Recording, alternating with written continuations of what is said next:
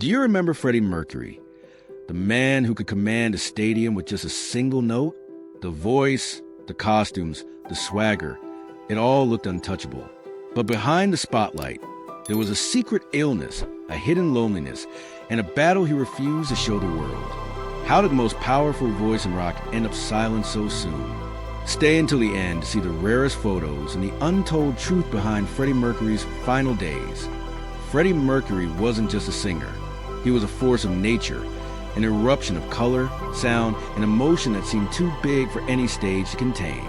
In the late 1970s and throughout the 80s, he ruled the world of rock with a voice that defied logic and a presence that bent reality. He didn't walk onto a stage. He claimed it, turning every spotlight into a coronation. To millions, Freddie was invincible. The explosive stadium anthems, the glittering outfits, the magnetic confidence. It all painted a portrait of a man who had everything: talent, fame, beauty, power. A man who appeared to thrive in the chaos of stardom, feeding off the screams of the crowd like oxygen.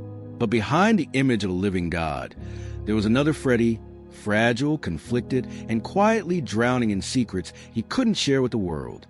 There was the boy who grew up feeling misplaced, caught between cultures, identities, and expectations. The rising star who masked loneliness with noise and excess. The icon who built kingdoms on stage while privately fighting a fear he refused to name. And the man who, at the height of his power, was forced to confront an illness that threatened not just his life, but everything he had ever created. This story isn't just about fame. It's about the cost of creating a larger-than-life persona while your real self slowly slips into the shadows. It's about love, denial, brilliance, destruction, and the delicate line between myth and man. To understand Freddie Mercury's final years, his silence, his suffering, and the truth he hid from the world, we must return to where it all began. Long before Queen, long before Wembley, long before the legend, back to the boy who would one day become a king, and the fractures that shaped everything he became. Before the world knew him as Freddie Mercury, he was Farrokh Bulsara, a shy, thin, sharp-eyed boy growing up thousands of miles away from the bright lights he would one day command. His childhood began in Stone Town, Zanzibar, a place filled with heat, dust, and the constant hum of change. But for young Farrokh, it was not simply a homeland. It was the first stage of a lifelong battle with belonging. He was born into a Parsi family with deep cultural traditions, expectations, and strict moral codes. His parents, Bomi and Ja, loved him dearly, but they carried with them the weight of conservative upbringing, one that valued discipline, restraint, and conformity. Freddie, however, was anything but restrained. His imagination burned too brightly, too loudly, too uncontrollably. Even as a child, he felt like a foreigner inside his own skin. At the age of 8, he was sent away to a British-style boarding school in India, nearly 3,000 miles from home. The separation was brutal. One day he belonged to a family. The next he belonged to no one. The quiet boy with oversized eyes found himself navigating a cold, unfamiliar world of strict teachers, rigid schedules, and a culture that demanded obedience over creativity. Letters from home came slowly. Affection was rare. Vulnerability was a weakness. And so he adapted the only way he knew how. He built a shell. Inside that shell, however, something was growing. A restlessness, a hunger, a voice that demanded expression. He would sit alone at the school piano for hours, letting his fingers wander across the keys. Not following rules, not reading music, just feeling. Music, he discovered, was the only place where he didn't have to fit a mold. It was the one language where he felt complete. But even there, shadows lingered. While others around him fit neatly into identities, students, athletes, leaders, Freddie felt fractured. His Parsi roots, his British education, his Indian surroundings, his Zanzibar childhood, none of it aligned. He was everywhere and nowhere at the same time. His sense of self was constantly shifting, slipping through his fingers before he could grasp it. This identity crisis deepened when racial tensions in Zanzibar exploded in 1964. Violence erupted across the island, and the Bulsara family was forced to flee for safety. Their home, their community, their history, everything vanished overnight. They escaped to England with almost nothing. And in that moment, a young Farrokh learned a truth that would haunt him forever. Life can erase you in an instant. Moving to London did not make things easier. The family settled into a small house in Feltham, surrounded by a culture that viewed them as outsiders. Freddie's accent, his appearance, his mannerisms, everything marked him as different. He tried to blend in, but blending in felt like dying. He longed to reinvent himself completely, to shed the skin of the boy who never fit anywhere. And so he did. He began experimenting with fashion, with art, with a dramatic flair that would one day become his signature. He studied performers, not just singers, but actors, dancers, icons. He watched how they moved, how they owned space, how they transformed themselves into something bigger than life. He wasn't trying to imitate them. He was trying to learn the language of transformation, because deep down, Freddie feared truth he would never admit aloud. If people saw the real him, confused, insecure, torn between identities, they might not love him.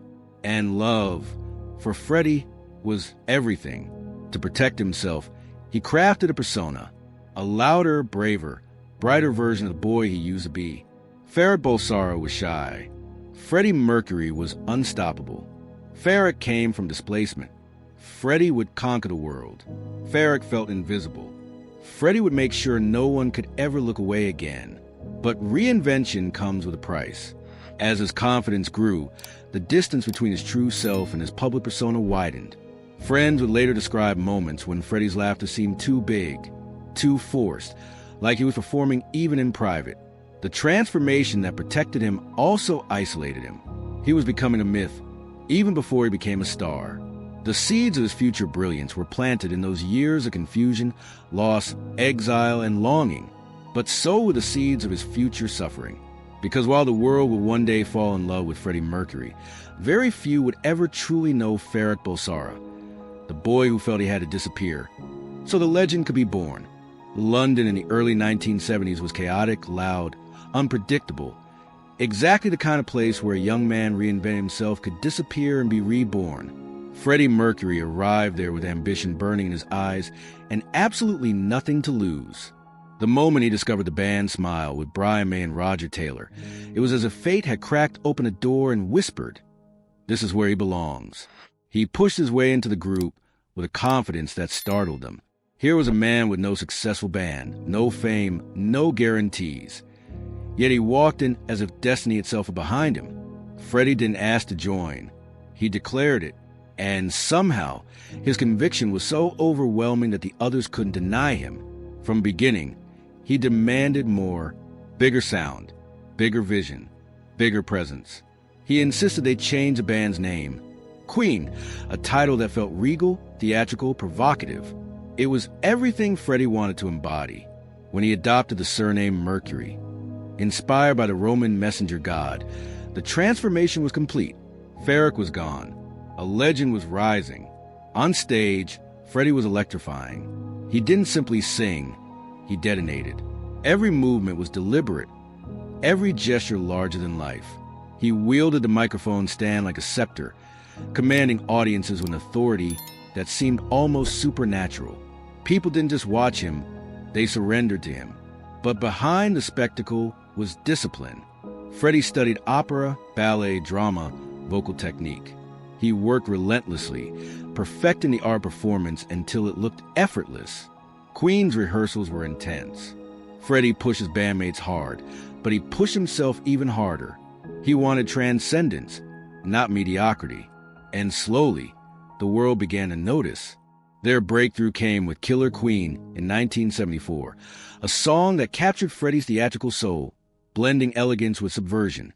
Then came the album A Night at the Opera, and with it, the song that would rewrite music history. Bohemian Rhapsody. No one understood it. Radio stations hesitated. Critics mocked it. But Freddie fought for it with absolute conviction. He knew the song's complexity, its operatic chaos, its emotional turbulence, because it came from the deepest parts of him, from the boy who never fit, from a man who refused limits. When the music video aired, Queen became pioneers of an art form that didn't even have a name yet. And when the song topped charts around the world, Freddie Mercury was no longer a dreamer. He was a phenomenon. Through the late 70s and 80s, Freddie's fame grew to mythic proportions. Crowds didn't just attend Queen concerts. They experienced them. Wembley 1986 became the pinnacle. Freddie, in a bright yellow jacket, commanding 72,000 people like a conductor of human emotion. Every foot stomp, every extended note, every flash of his grin felt like a communion between a king and his kingdom. But success came with shadows. Freddie's charisma was magnetic, but also became a shield. Friends noticed how he changed, how the makeup got thicker, the clothes louder, the nights longer. Parties became constant. Partners came and went. Substances blurred the edges of his reality. He was adored by millions. Yet privately, he felt increasingly isolated. The persona he created, bold, confident, untouchable, began to feed on him. Still, on stage, he was unstoppable. The chemistry with Brian, Roger, and John was undeniable. They weren't just a band. They were a universe built around for contrasting elements, with Freddie as its blazing sun. His vocal range, unmatched emotional expression, and fearless experimentation pushed Queen into territories no rock band had dared to enter. But the higher Freddie soared, the more fragile he became. He lived between extremes, intimacy and loneliness, ecstasy and exhaustion, adoration and inner turmoil.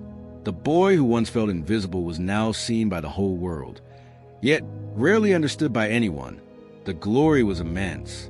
The crowds were infinite. The power was real. But so were the cracks. And soon, those cracks would widen into something darker, something that even the brightest stage lights could no longer hide. As Queen's fame exploded, Freddie Mercury's world became a collision of extremes. Glittering highs under the spotlight and suffocating lows behind closed doors. The larger he made his persona, the smaller he felt inside. And with every empire he built on stage, a quiet, aching emptiness grew within him.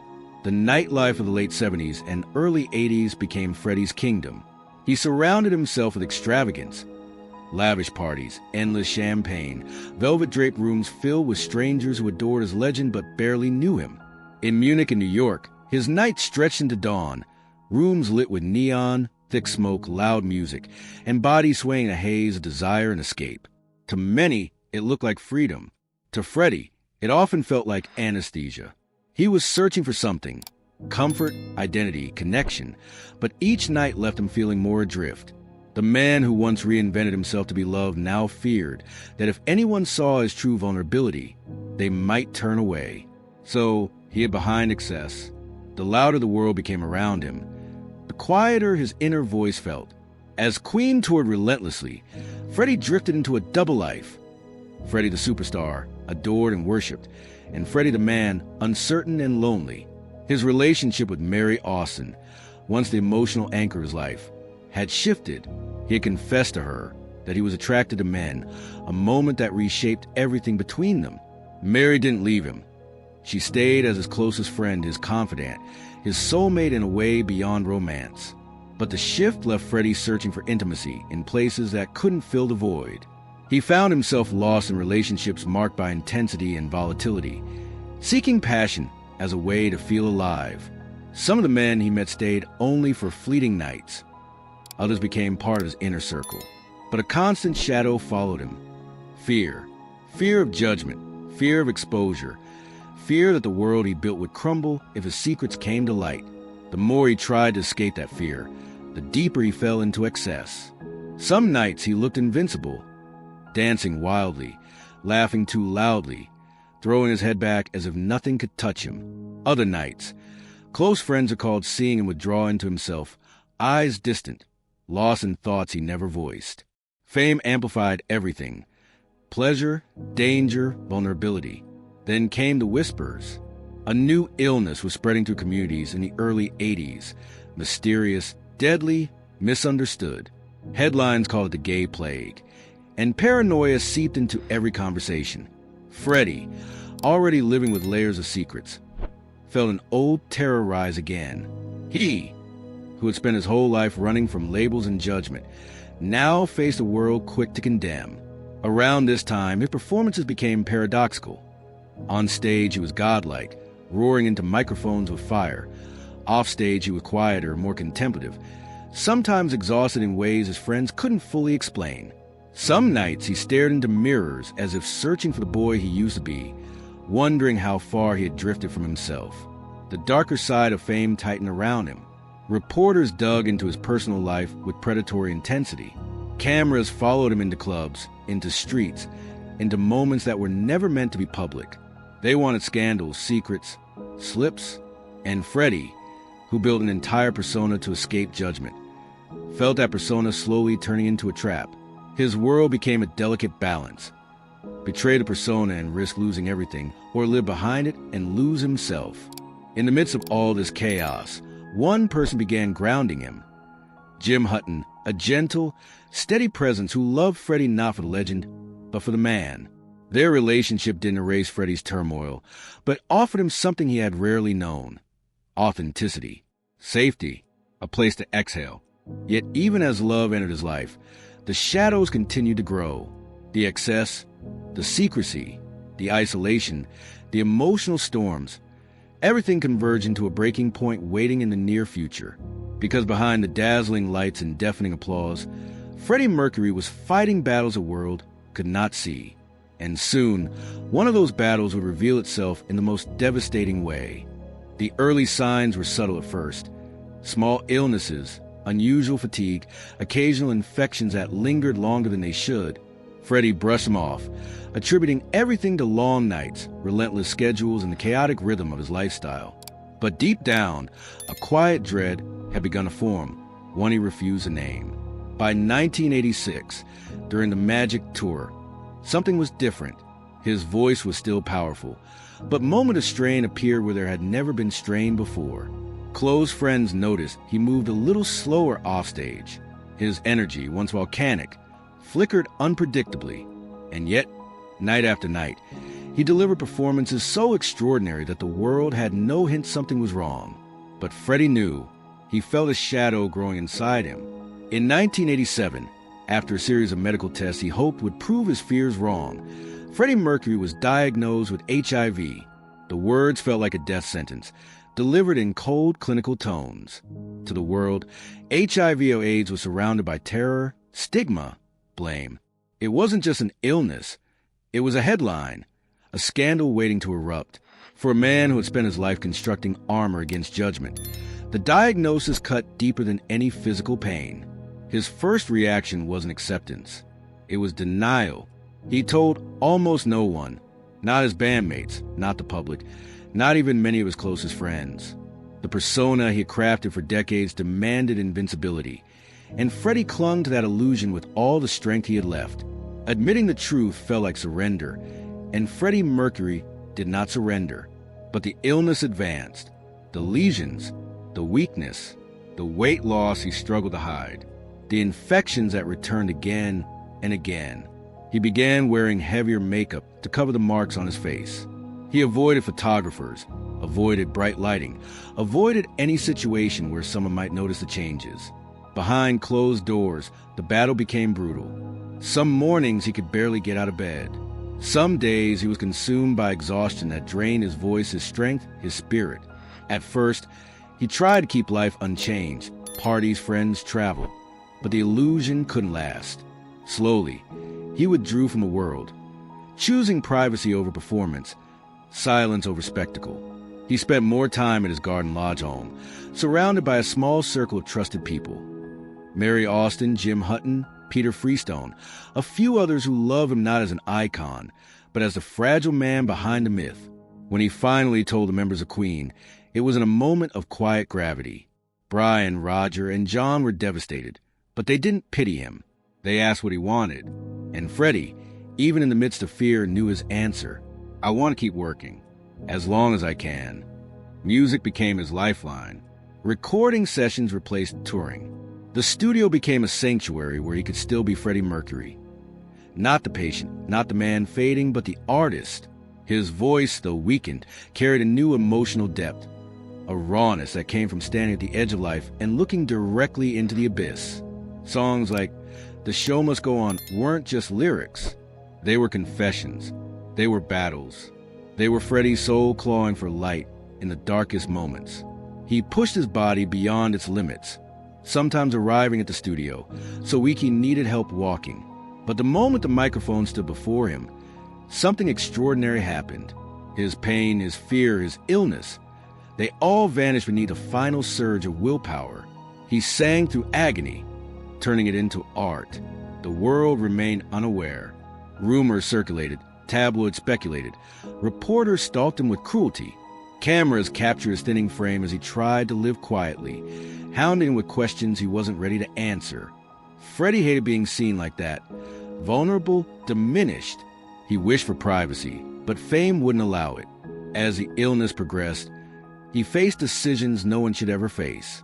He stopped taking certain treatments, knowing they would prolong suffering rather than life. He prepared his closest circle for what was coming. Though he never let despair consume him, he still cracked jokes, still laughed, still insisted on small moments of joy. The breaking point had already happened, but Freddie Mercury refused a break. He was a man confronting death, yet still fighting to create beauty. A man in silence, yet still commanding the world with his voice. A man fading, yet somehow brighter than ever before. His final chapter was approaching, quiet, painful, and profoundly human. It would reveal the deepest truth about Freddie Mercury. Even when the world saw a fading legend, he was, until the very end, a masterpiece of courage. As the 1980s drew to an end, Freddie Mercury began living a life that looked nothing like the thunderous, flamboyant chaos the world associated with him. His garden lodge home became a quiet sanctuary, warm lights, soft carpets, carefully arranged flowers, and an atmosphere of stillness. Inside those walls, Freddie Mercury began the most intimate, vulnerable chapter of his life. The fight against HIV had taken its toll.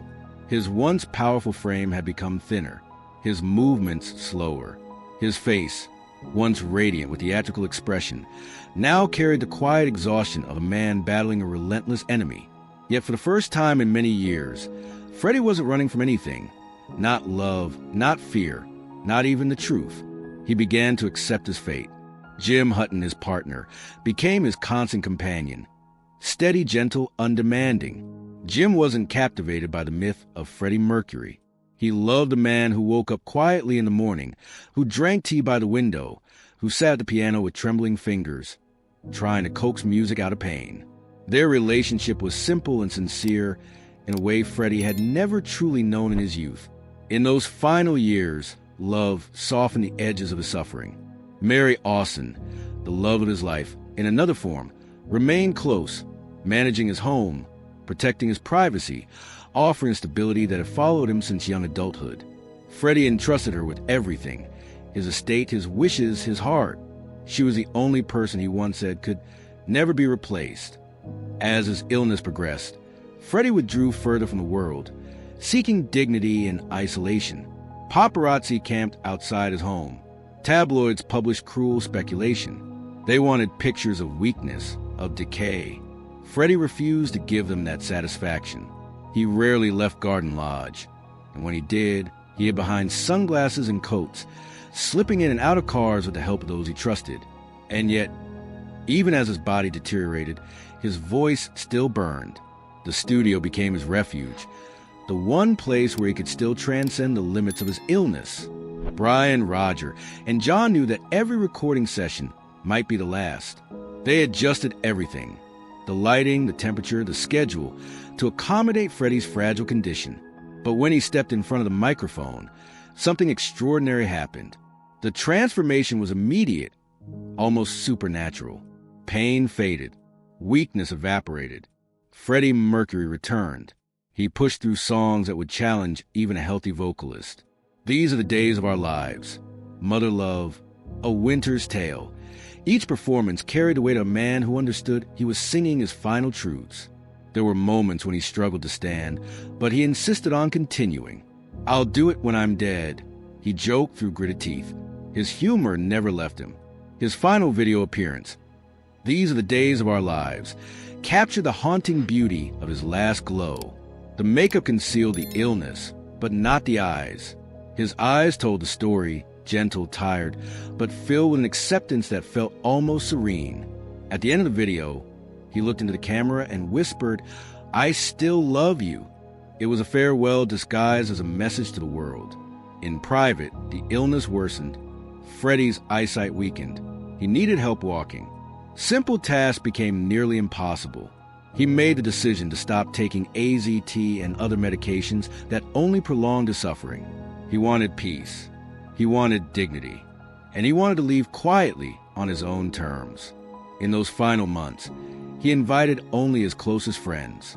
They spent evenings reminiscing, listening to music, sharing quiet moments that felt suspended in time. Freddie no longer needed applause or adoration. The world outside could keep its noise. Inside Garden Lodge, there was only warmth, love, and the gentle fading of a man who had once burned brighter than anyone. On November 23, 1991, Freddie finally released a statement confirming he had AIDS. It was a message not a confession, but of liberation, ending years of speculation, and reclaiming control of his own narrative. 24 hours later, surrounded by those he loved, Freddie Mercury passed away. No crowds, no spotlight, no spectacle, just silence, just peace. For a man who had lived so loudly, his departure was heartbreakingly quiet. But in that quiet, something profound lingered. The realization that Freddie Mercury had faced the unimaginable with courage, love, and an unbreakable will to create beauty until his final breath. His last years were not defined by illness, but by truth, not by fading, but by becoming more human than ever. Freddie Mercury's death did not silence him. If anything, it amplified his voice in ways even he could never have imagined. The world that mourned him in 1991 did not simply lose a singer. It lost an entire universe of artistry, rebellion, vulnerability, and brilliance. What Freddie left behind was not just music. It was a blueprint for what it means to live unapologetically, loudly, and authentically, even in the face of fear. In the days following his passing, tributes poured in from every corner of the globe. Fans lit candles outside Garden Lodge, leaving flowers that covered the gates like a living tapestry of grief.